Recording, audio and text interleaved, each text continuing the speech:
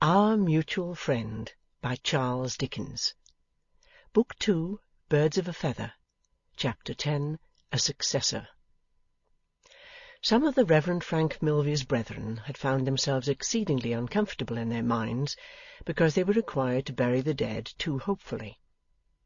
But the Reverend Frank, inclining to the belief that they were required to do one or two other things, say out of 9 and 30, calculated to trouble their consciences rather more if they would think as much about them, held his peace. Indeed, the Reverend Frank Milvey was a forbearing man, who noticed many sad warps and blights in the vineyard wherein he worked, and did not profess that they made him savagely wise.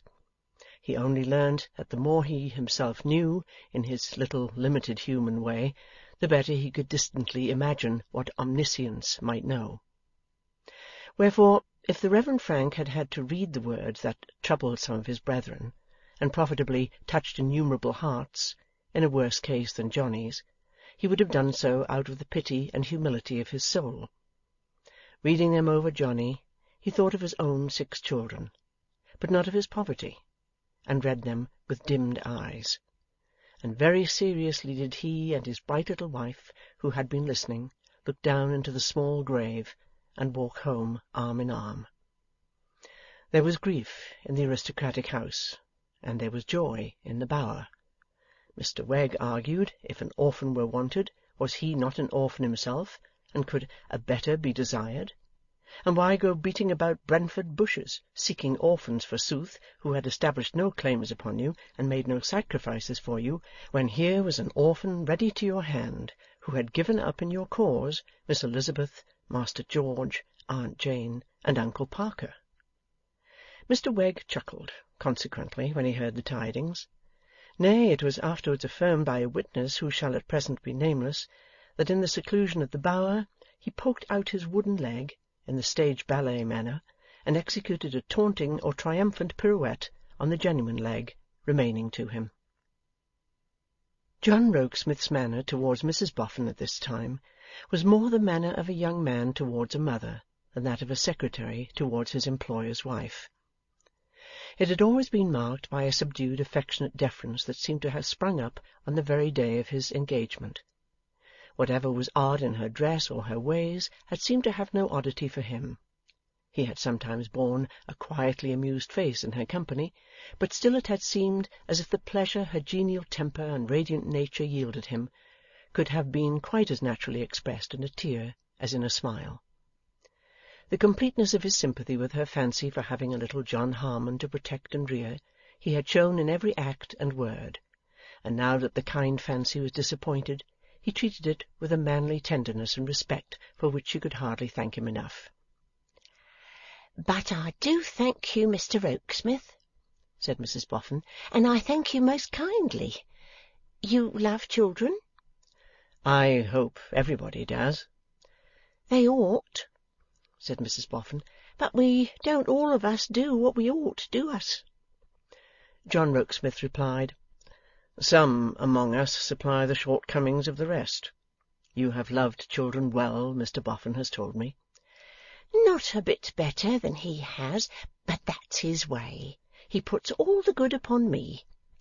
You speak rather sadly, Mr. Rokesmith." "Do I?" "It sounds to me so. Were you one of many children?" He shook his head. "An only child?" "No, there was another, dead long ago."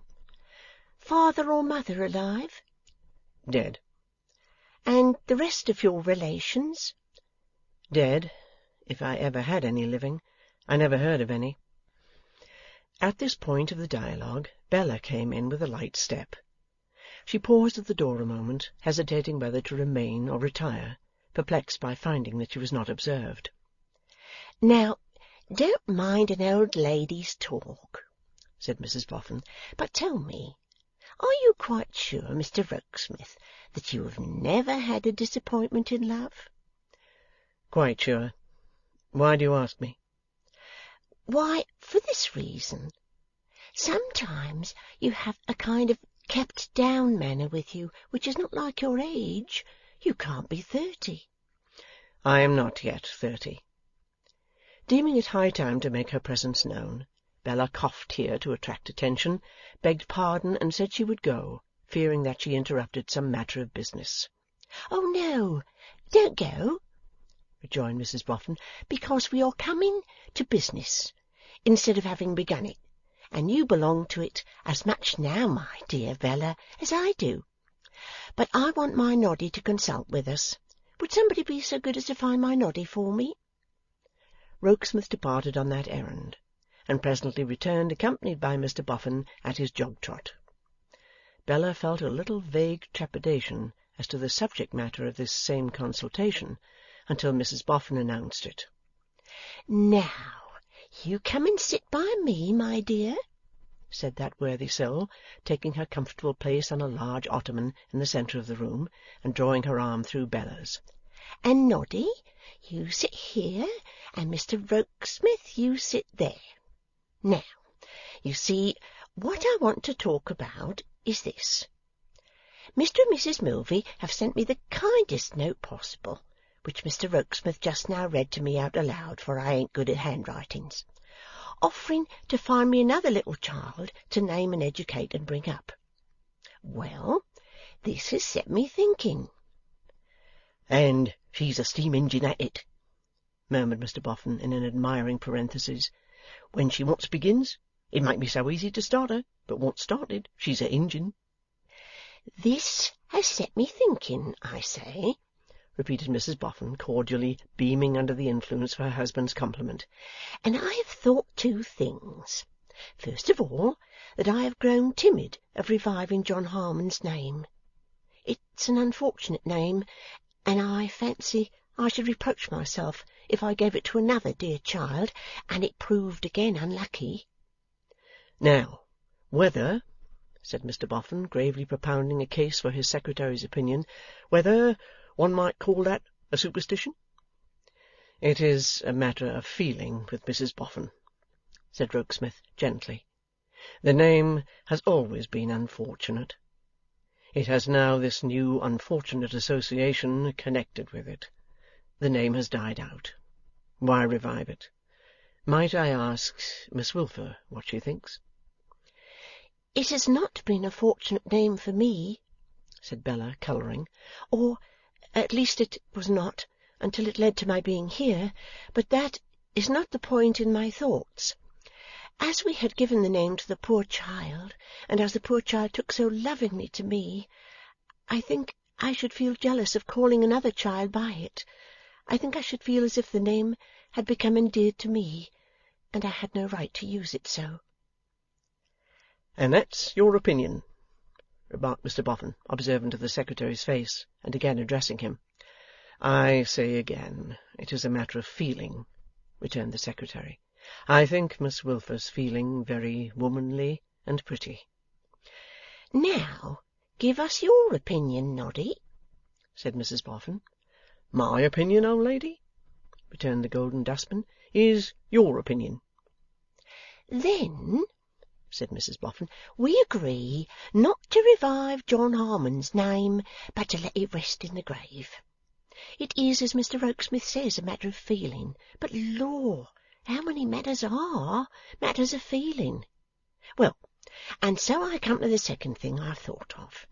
You must know, Bella, my dear, and Mr. Rokesmith, that when I first named to my husband my thoughts of adopting a little orphan boy in remembrance of John Harmon, I further named to my husband that it was comforting to think that how the poor boy would be benefited by John's own money, and protected from John's own forlornness." "Hear, hear!" cried Mr. Boffin. "So she did. Encore!" "No, not encore, Noddy, my dear," returned Mrs. Boffin, "because I am going to say something else. I mean that, I am sure, much as I still mean it. But this little death has made me ask myself the question seriously whether I wasn't too bent upon pleasing myself. Else, why did I seek out so much for a pretty child, and a child quite to my liking? Wanting to do good, why not do it for its own sake, and put my taste and likings by?"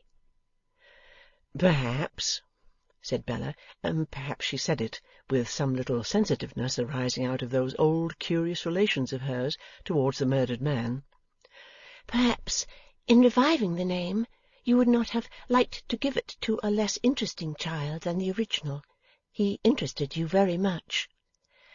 Well, my dear, returned Mrs. Boffin, giving her a squeeze, it's kind of you to find that reason out, and I hope it may have been so, and indeed, to a certain extent, I believe it was so. But I'm afraid not to the whole extent. However, that don't come in question now, because we have done with the name. Laid it up as a remembrance, suggested Bella musingly. Much better said, my dear. Laid it up as a remembrance.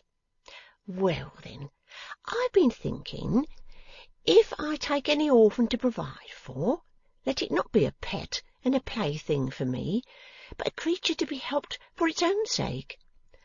Not pretty, then, said Bella. No, returned Mrs. Boffin stoutly. Nor prepossessing, then, said Bella. No, returned Mrs. Boffin. Not necessarily so. That's as it may happen.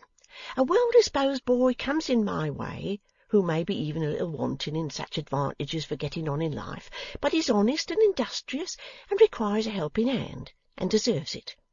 If I am very much in earnest, and quite determined to be unselfish, let me take care of him.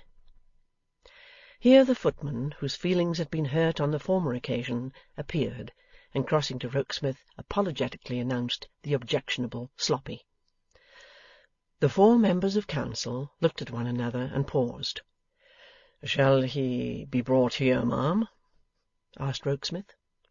Yes, said Mrs. Boffin, whereupon the footman disappeared, reappeared presenting Sloppy, and retired, much disgusted. The consideration of Mrs. Boffin had clothed Mr. Sloppy in a suit of black, on which the tailor had received personal directions from Rokesmith to expend the utmost cunning of his art with a view to the concealment of the cohering and sustaining buttons. But, so much more powerful were the frailties of Sloppy's form and the strongest resources of tailoring science, that he now stood before the council a perfect Argus in the way of buttons, shining and winking and gleaming and twinkling out of 100 of those eyes of bright metal at the dazzled spectators.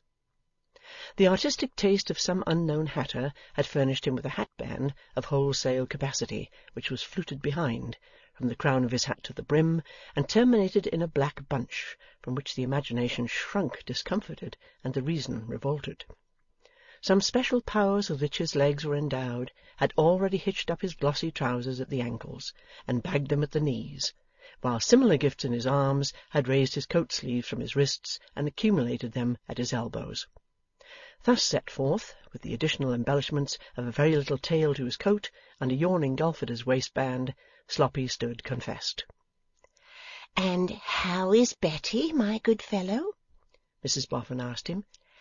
Thank ye, mum, said Sloppy. She do pretty nicely, and sending her duty, and many thanks for the tea, and all the favours, and wishing to know the family's healths. Have you just come, Sloppy? Yes, mum. Then you have not had your dinner yet? No, mum, but I mean to, for I ain't forgotten your handsome orders. I was never to go away without having had a good un off of meat, and beer, and pudding. Oh, no, there was 4 of 'em, for I reckoned them up when I had 'em. Meat 1, beer 2, vegetables 3, and which was 4? Oh, why, pudding, he was 4. Here Sloppy threw his head back and opened his mouth wide and laughed rapturously. How are the 2 poor little minders? asked Mrs. Boffin. Striking right out, mum, and coming round beautiful. Mrs. Boffin looked on the other 3 members of council, and then said, beckoning with her finger, Sloppy? Yes, mum. Come forward, Sloppy. Should you like to dine here every day? Of all 4 on 'em, mum? Oh, mum. Sloppy's feelings obliged him to squeeze his hat and contract one leg at the knee. Yes, and should you like to be always taken care of here, if you were industrious and deserving? Oh, ma'am! But there's Mrs. Higgin, said Sloppy, checking himself in his raptures, drawing back, and shaking his head with very serious meaning. There's Mrs. Higden. Mrs. Higden goes before all. None can ever be better friends to me than Mrs. Higden's been, and she must be turned for, must Mrs. Higden. Where would Mrs. Higden be if she warn't turned for?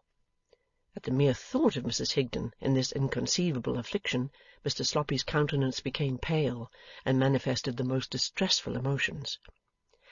You are as right can be, Sloppy, said Mrs. Boffin, and far be it from me to tell you otherwise. It shall be seen to. If Betty Higden can be turned for all the same, you shall come here and be taken care of for life, and be made able to keep her in other ways than the turning. Even as to that, mum, answered the ecstatic Sloppy, the turning might be done in the night, don't you see? I could be here in the day and turn in the night. I don't want no sleep, I don't, or even if I anyways should want a wink or two, added Sloppy, after a moment's apologetic reflection, I could take 'em turning. I've took 'em turning many a time, and enjoyed 'em wonderful. On the grateful impulse of the moment, Mr. Sloppy kissed Mrs. Boffin's hand, and then detaching himself from that good creature that he might have room enough for his feelings, threw back his head, opened his mouth wide, and uttered a dismal howl. It was creditable to his tenderness of heart, but suggested that he might on occasion give some offence to the neighbours, the rather as the footman looked in and begged pardon, finding he was not wanted, but excused himself on the ground that he thought it was cats. End of Book 2, Chapter 10.